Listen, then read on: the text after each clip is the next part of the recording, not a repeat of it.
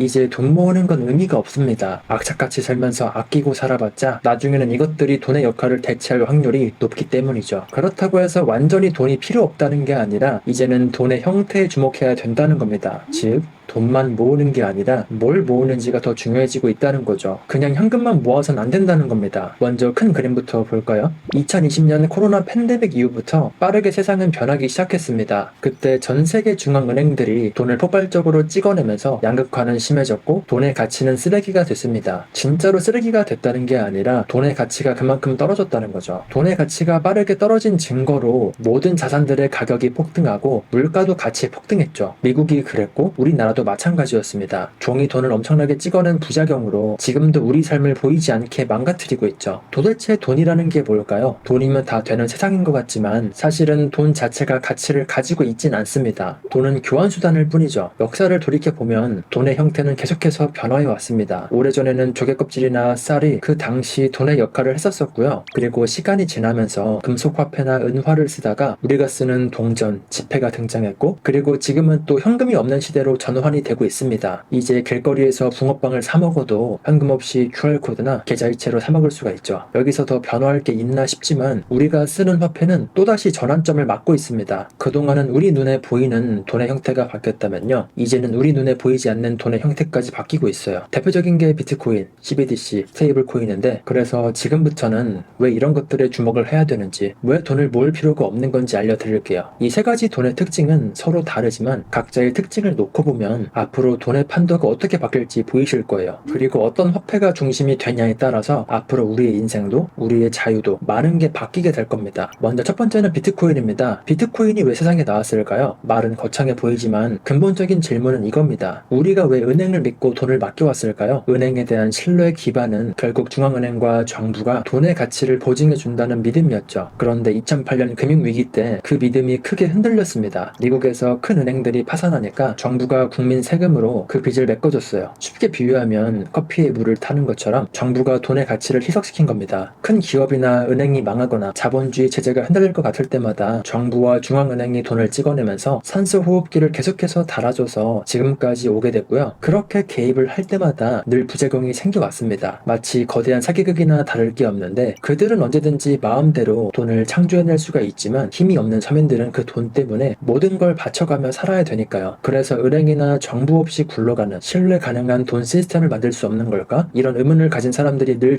존재해왔고 바로 그 질문 속에서 2009년에 사토시 나카모토가 비트코인을 세상에 내놨습니다. 비트코인은 중앙은행과 정부 없이 네트워크 참여자 전체의 신뢰로 돌아가는 새로운 화폐 시스템이에요. 쉽게 말해서 돈을 찍어내는 신뢰의 주체를 국가와 은행에서 수학적 알고리즘과 전세계 네트워크로 바꾼 거예요. 물론 초기에 비트코인이 사기라는 말도 많았습니다. 하지만 점점 많은 사람들이 이게 단순 호기심이 아니라 진짜 필요한 자산으로 인식하기 시작했고 그게 고스란히 가격에 반영된 거죠. 하지만 비트코인을 얘기할 때 빠지지 않는 논란 중에 하나가 비트코인이 해킹을 당해서 장부가 조작되면 끝나는 거 아닌가 싶지만 결론부터 말하면요. 비트코인 네트워크의 장부를 조작하는 건 현실적으로 거의 불가능합니다. 우리가 자주 접하는 거래소 해킹 뉴스랑 혼동하시면 안 돼요. 거래소가 털리는 건 은행 금고 도난이랑 비슷한 거예요. 하지만 비트코인 블록체인 자체를 해킹하려면 2024년 기준으로 1시간에 수천억 원의 전기료와 장비비를 퍼부어야 된다고 합니다. 공격으로 얻을 이익보다 비용이 훨씬 크게 설계가 되어 있어서 결국에 비트코인은 수학과 경제 원리로 지금의 자본주의 체제를 흔들 수 있는 온라인 장부라고 이해하시면 됩니다. 그냥 코드 조각이 아니라 잘만 활용하면 종이돈이나 금을 일부 대체할 수 있는 새로운 자산이자 기술이라는 얘기죠. 물론 그렇다고 해서 비트코인이 지금 당장 금과 똑같이 완벽한 안전자산 대접을 받는 건 아니지만 1970년대 강남 땅처럼 관심을 가지고 있는 사람들만 관심을 가지고 있고 나머지는 비트코인을 여전히 디지털 쓰레기라고 생각하죠. 사람들이 아직까지 외면한다는 건 그만큼 기회가 숨어있다는 말과 똑같습니다. 물론 그만큼 리스크가 있긴 하겠지만요. 지금 시기에 비트코인을 사람한테 비유하면 사춘기 소년에 비유하면 딱 맞을 것 같아요. 금은 수천 년간 역사가 쌓인 안정자산이지만 비트코인은 이제 겨우 17살 정도 되는 청소년이죠. 검증된 안전자산으로 자리 잡기엔 아직까진 변동성과 리스크가 상당히 많습니다. 실제로 2022년에 루나 사태랑 FTX 사태까지 겹치면서 비트코인 가격이 가격은 15,000달러까지 떨어졌다가 작년에 12만 5천 달러까지 올랐던 걸 보면 변동성이 상당히 심한 자산이라는 걸 알 수가 있습니다. 하지만 지금처럼 인플레이션이 계속 높게 유지되는 시대라면 비트코인은 점점 금처럼 움직일 가능성이 높겠죠. 지금의 출렁임은 저는 실패라기보단 성장통이라고 봐요. 제도권에 편입되는 과정에서 겪는 진통이라는 거죠. 중요한 건 각국 정부나 기관마저 비트코인을 그냥 버리지 않고 오히려 모으고 있다는 사실입니다. 이것만 봐도 이제 돈을 어떻게 모아야 되는지에 대한 하나의 힌트를 얻을 수 있다는 거죠. 그리고 두 번째 키워드는 스테이블 코인입니다. 1코인이 달러 1달러와 항상 같도록 만든 디지털 코인인데요. 여기서 제가 재미있는 비유를 하나 해볼게요. 서울에서 부산까지 가는데 자전거를 타고 가는 게 빠를까요? 아니면 차를 타고 가는 게 빠를까요? 당연히 훨씬 빠른 자동차가 유리하겠죠. 지금 국제 돈 이동 수단에도 비슷한 일이 일어나고 있습니다. 기존의 해외 송금 결제망, 즉 스위프트 같은 건 자전거에 비유할 수 있어요. 느리고 수수료 비싸고 심지어 주말엔 멈추기도 합니다. 반대로 스테이블 코인은 인터넷만 되면 몇 초 안으로 전송이 가능하고 수수료는 겨우 몇 원 수준이죠. 심지어 24시간 365일 작동하니까 국제 송금망에서는 슈퍼카나 다를 게 없습니다. 이미 이 슈퍼카를 타고 돈을 움직이는 사람들이 전 세계에 상당히 많아졌어요. 어느 정도 되냐면 2025년 유럽중앙은행 보고서에 따르면요, 전 세계 스테이블 코인 시가총액이 2,800억 달러를 넘어서 사상 최대치를 기록했습니다. 이 정도면 세계 50위권 경제 규모의 국가 통화와 맞먹는 수준이라고 하는데, 그리고 그 중에서 99% 이상이 미국 달러에 연동된 스테이블 코인입니다. 결국 전 세계에 퍼진 스테이블 코인의 거의 전부가 디지털 달러라고 해도 과언이 아니죠. 가장 대표적인 두 축이 테더와 서클인데 둘이 합쳐가지고 스테이블 코인 시장의 90% 이상을 차지합니다. 많은 분들이 비트코인이나 스테이블 코인이 뜨면 미국 달러는 끝나는 거 아니냐고 오해하시는데 현실은 정반대예요. 오히려 스테이블 코인이 잘 될수록 달러의 힘은 더욱 강해집니다. 미국 정부가 국채를 발행해서 돈을 조달할 때 예전엔 중국, 일본 같은 나라가 큰 손으로 미국 국채를 많이 사줬는데 요즘은 그런 나라들이 발을 빼고 있거든요. 그런데 그 빈자리를 테더, 서클 같은 스테이블 코인 회사들이 대신 채워주고 있습니다. 스테이블 코인을 발행하려면 1코인당 1달러 약속을 지키기 위해서 받은 돈만큼 달러 자산을 가지고 있어야 되니까 고객들이 맡긴 돈으로 미국 국채를 사들일 수밖에 없습니다. 그러면 결과적으로 스테이블 코인 발행이 늘어날수록 미국 국채에 대한 수요가 커지고 달러 패권을 떠받치는 엔진 역할을 하게 되는 거죠. 비트코인은 기존 금융 질서에 도전하는 것처럼 보였지만 스테이블 코인은 달라요. 미국의 달러 시스템을 더 떠받쳐주는 역할을 하고 있는 겁니다. 그리고 앞으로 AI 시대가 본격화되면 스테이블 코인이 더 많이 쓸 가능성도 높겠죠. 그리고 마지막으로 세 번째 키워드는 CBDC, 중앙은행 디지털 화폐입니다. 많은 분들이 이걸 투자용 코인으로 착각하지만 전혀 다른 개념이에요. 그냥 디지털 형태의 법정화폐입니다. 대신에 우리가 쓰고 있는 기존 돈과는 완전히 다른 성격을 가지고 있죠. 24년도 기사에 따르면요, 전 세계 중앙은행들의 91%가 CBDC를 연구 중이라고 합니다. 중국은 이미 디지털 위안화를 가장 앞장서서 실험하고 있죠. 일반 시민들에게 추첨으로 디지털 위안화를 나눠줘서 써보기도 했고요. 2022년 베이징 올림픽 때도 외국인도 시범 사용하게 했습니다. 근데 재밌는 건요, 그 디지털 돈의 사용 기한과 장소 제한을 걸었다는 거예요. 2주 안에 쓰지 않으면 없어진다거나 지정된 몇천 개 매장에서만 쓸 수 있다는 식으로요. 바로 이게 CBDC의 무서움을 잘 보여주는 사례입니다. CBDC는요, 프로그래밍 머니라고 불립니다. 돈에다가 코드를 심을 수 있다는 뜻인데요. 지금 우리가 쓰는 현금은 종이에 금액만 써있지만 디지털 화폐는요, 거기에 조건과 정보를 붙일 수 있습니다. 극단적으로 말해서 만약에 정부가 이 돈은 2주 안에 안 쓰면 사라지게 만들어라, 아니면은 이 돈은 음식에는 쓸 수 있지만 투자는 못하게 막아라, 이런 식으로 프로그래밍 할 수 있다는 거죠. 기술적으로도 충분히 가능한 시나리오입니다. 지금도 신용카드 결제로 우리의 소비 패턴이 추적되고 있지만 CBDC가 도입되면 애초에 익명성 자체가 사라질 수 있기 때문에 지금과는 차원이 다른 세상이 펼쳐지게 될 거예요. 우리가 쓰는 돈의 흐름을 중앙은행이 실시간으로 들여다볼 수 있고 심지어 정책적으로도 소비를 장려하거나 억제하는 통제가 가능해집니다. 즉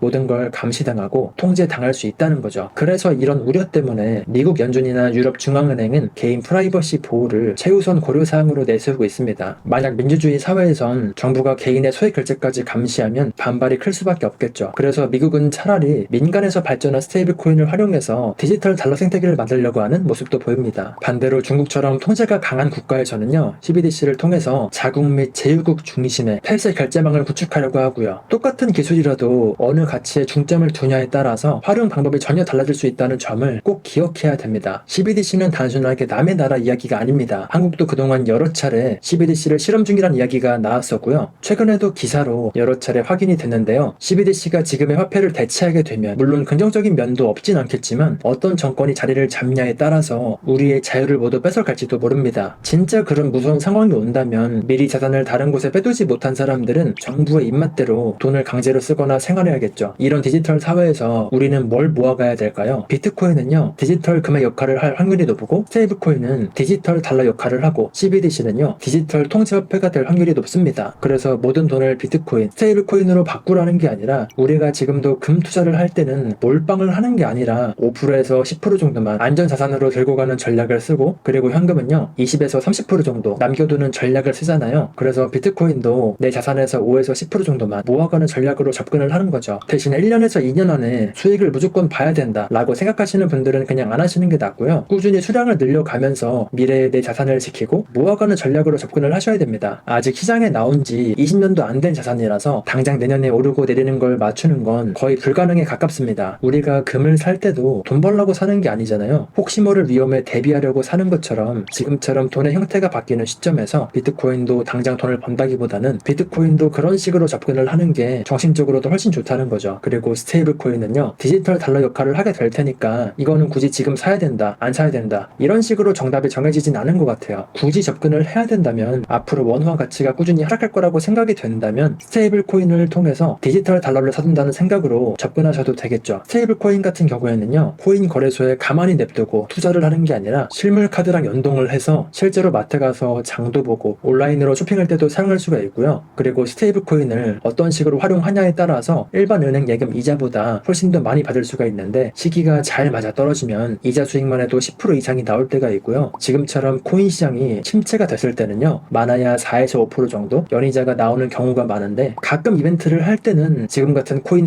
하락장에서도 10%씩 이자가 나오는 경우도 있긴 합니다. 그래서 이런 것들도 잘 공부를 해보시면 시중에 있는 파킹 통장보다 훨씬 더 나으니까 한번 관심을 가져보셔도 좋을 것 같아요. 어쨌든 이제 돈 모으는 게 의미가 없는 세상으로 빠르게 변해가고 있습니다. 지금 화폐 가치는 갈수록 빠르게 떨어지고 있고요. 노동의 가치도 빠르게 추락하고 있죠. 요즘 세상은 열심히 사는 게 중요하지 않은 세상으로 빠르게 가고 있는데 지금도 악착같이 아끼고 살면서 돈만 모으고 있는 사람이 있다면 제발 그것만 하진 않았으면 좋겠어요. 열심히 안 살아도 된다는 게 아니라 방향을 잘 잡아야 된다는 거죠. 여러분은 지금 피땀 흘려서 번 돈으로 어떤 자산을 모으고 계신가요? 어떤 분들은 금을 모으고 계시거나 어떤 분들은 부동산 똘똘한 한 채를 가지고 계실 수도 있고 그리고 또 어떤 분들은 주식이나 코인을 모으고 계실지도 모릅니다. 근데 만약 매달 열심히 일해서 은행에 차곡차곡 적금을 붓고 계신 분이 있다면 당장 몇 년만 지나도 진짜 땅을 치고 후회하게 될지도 모르죠. 그럼 우리는 적금 대신에 뭘 모아야 될까요? 중앙은행이 마음대로 찍어내는 가치가 한정적인 자산을 모아가야 된다는 겁니다. 예를 들면 금이 있고 부동산이 있고 주식도 있겠지만 오늘 말씀드린 비트코인도 여기에 해당되겠죠. 확률적으로도 자산은 쌀 때 사서 비쌀 때 파는 게 기본 메커니즘인데 나스닥, 코스피, 부동산, 금까지 모두 오른 시점에서 상대적으로 덜 오른 거 하면 지금은 비트코인 말고는 떠오르는 게 없죠. 그래서 당장 돈을 벌겠다를 떠나서 비트코인도 지금 시점에선 충분히 매력적인 자산이라고 저는 그렇게 생각합니다. 보통 사람들은 자산의 가치보단 가격에 더 집중합니다. 가격이 오르고 급등할 때는 가치가 있어 보이지만 하락하고 떨어질 때는 이제 다 끝났다고 생각하죠. 하지만 모순적으로 가격이 하락할 때 오히려 기회가 있습니다. 남들이 외면하고 그 시장을 떠나는 곳에 더 기회가 있다는 거죠. 지금 우리가 쓰고 있는 신용화폐 시스템은 당장은 편할지 모르지만 동시에 인플레이션에 노출이 되어 있고 거기에 CBDC까지 시행되면 이제는 재산권 침해까지 지금의 금융 시스템을 완전히 신뢰하면서 살아가는 건 이제는 한계에 부딪혀 가고 있습니다. 그래서 지금의 자본주의 시스템은 그리고 우리의 사회 시스템은 큰 변화를 앞두고 있다고 생각해요. 앞으로는 화폐의 경계가 사라지고 국가의 경계도 사라지고 언어의 장벽도 사라질 확률이 아주 높습니다. 그 중에서도 오늘은 디지털 화폐에 대해서 이야기를 해봤어요. 물론 비트코인, 스테이블코인 말고도요. 계속해서 가치가 쓰레기가 되는 지금의 신용화폐가 아니라 가치가 한정적인 자산을 모으시면 됩니다. 핵심은 돈만 모으는 건 밑빠진 독에 물붓기나 마찬가지라는 거죠. 절대 매수 추천은 아니고요. 충분히 공부해보시고 판단해 보셨으면 좋겠어요. 저는 개인적으로 앞으로 스테이블코인, CBDC가 주요 통화로 쓰일 것 같고 비트코인은 강남 땅이나 금처럼 가치 저장 수단의 역할을 할 거라 보는데요. 제가 볼 때 이번 생에는 똘똘한 한 채는 물 건너 간 것 같아서 비트코인 딱 10개만 모아 가보려고 합니다. 다음에도 도움이 되는 영상으로 찾아뵙겠습니다. 영상이 도움이 되셨다면 구독과 좋아요, 댓글까지 부탁드리고요. 시청해주셔서 감사합니다. 좋은 하루 보내세요.